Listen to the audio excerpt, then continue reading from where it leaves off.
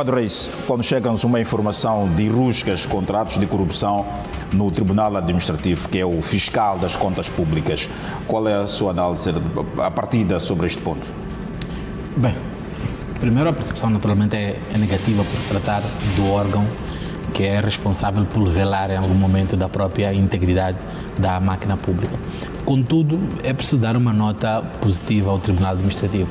O Tribunal Administrativo acostumou-nos de dar-nos em algum momento relatórios, entre aspas, parciais ou imparciais, desculpa, imparciais em relação, por exemplo, às contas públicas.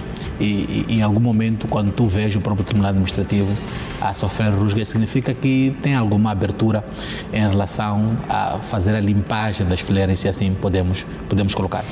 Agora, no geral, a imagem que passa, se tu deixas o fiscal, a pessoa que tem a responsabilidade em algum momento de velar pela qualidade e funcionamento dos processos públicos, em algum momento a ser desconfiado de atos de corrupção, é uma imagem bastante negativa, porque isso nos revela que, daquela discussão que fazíamos inicialmente, que os problemas de corrupção não são exclusivamente baseados de órgãos de governação, ou não é um ato exclusivo do governo, mas também de outros atores ou outros membros que constituem o processo de governação no geral, como é o caso dos próprios tribunais e, em caso particular, o Tribunal Administrativo. Então, é naturalmente uma imagem negativa que se fica, apesar de se fazer uma nota positiva em relação a isso, porque o próprio processo de abertura para que aconteça um ato igual a este significa ter alguma sensibilidade de resposta àquilo que são as reclamações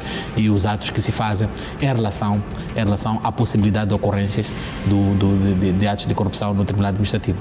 Mas agora, em termos de percepção, este ato não é novo. A questão dos vistos no Tribunal Administrativo, para quem é funcionário do aparelho de Estado, sabe das dificuldades que se tem para a obtenção desses vistos e, na maioria das vezes, valores são enviados para escrivãos e outros membros dos tribunais administrativos, pelo menos nas províncias. Este ato aconteceu na cidade de Maputo, mas as províncias já vivem isso já há algum tempo. Os funcionários públicos têm alguma dificuldade de ter os seus vistos dentro do Tribunal Administrativo para passarem a quadros permanentes do aparelho de Estado, mas também os próprios contratos que são realizados no âmbito da contratação pública também tem-se assistido, ou a percepção que existe é que há alguma tendência por corrupção a acontecer dentro dos tribunais administrativos. Este caso vem a calhar com também a publicação deste relatório internacional que coloca Moçambique num dos piores países em relação à percepção de corrupção. Que é importante também ressalvar que a percepção sobre corrupção a nível internacional não é excludente a atos de corrupção de grande magnitude, que é aquilo que nós chamamos dos casos bastante polarizados ou com bastante mídia, que na maioria das vezes envolve em algum momento atores públicos de bastante relevância, mas também é sobre a percepção da própria população em relação, primeiro, à qualidade das instituições, mas quando falo de qualidade das instituições, estou essencialmente a me referir até que ponto as instituições são isentas de atos de corrupção. Então, mede-se também a sensibilidade da população, dos investidores e de outros atores relevantes em relação às instituições e como elas respondem à possibilidade de atos de corrupção. É importante ressalvar que essa percepção não é feita exclusivamente de um ato ativo, mas também de um ato passivo. Por exemplo, nesse caso em particular do Tribunal Administrativo que está a acontecer esta rusga, apesar de não termos dados oficiais, a informação que é sobre o caso ainda é muito menor, né? Há pouca informação em relação ao caso, mas naturalmente se formos já fazer uma investigação mais decisiva, vamos compreender que tem que ver com funcionários que fazem pagamentos para a obtenção de vistos dentro do Tribunal Administrativo, o que significa que há dois lados que devem ser apreciados nessa moeda. O lado de quem recebe o dinheiro e que naturalmente pesa mais na balança, porque é alguém que nós responsabilizamos a evitar a ocorrência desses atos. Segundo, temos que olhar também o lado da pessoa que que faz o pagamento para obter o visto. E a tal questão aqui é para acelerar o processo. Muitas vezes são os processos morosos do tribunal que fazem com que o agente econômico ou o cidadão comum acaba recorrendo a esse ato de corrupção para acelerar o seu processo. Sim, mas Edson, estamos a normalizar esses processos e não podemos o fazer.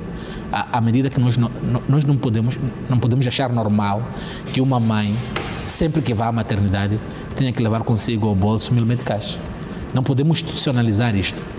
Não podemos normalizar o fato de não podermos ir à estrada se é 200 ou 500 para molhar a polícia. Não podemos fazer isso. O problema é que este ato de corrupção passiva, apesar de parecer a menos perigosa, mas ela institucionaliza o ato de corrupção. Ela compreende a normalização, ela normaliza a questão de corrupção. E eu posso lhe dizer que o ato de corrupção não é normal, principalmente quando pensamos em construir uma sociedade diferente. O Presidente da República agora esteve na União Africana e falava-se de desenvolver o país em 20 anos. E não se desenvolvem países em 20 anos nas condições em que nós estamos, com as características em que nós temos. Tu tens, por exemplo, uma instituição, um órgão-chave, por exemplo, como o Ministério da Agricultura, deixando o Tribunal Administrativo, que também está envolvido em algum momento nessa questão do Ministério da Agricultura, em atos de corrupção. Tens uma instituição que é chave, por exemplo, no nosso país, envolvido em atos de corrupção. Então, é preciso não normalizar a ocorrência desses atos.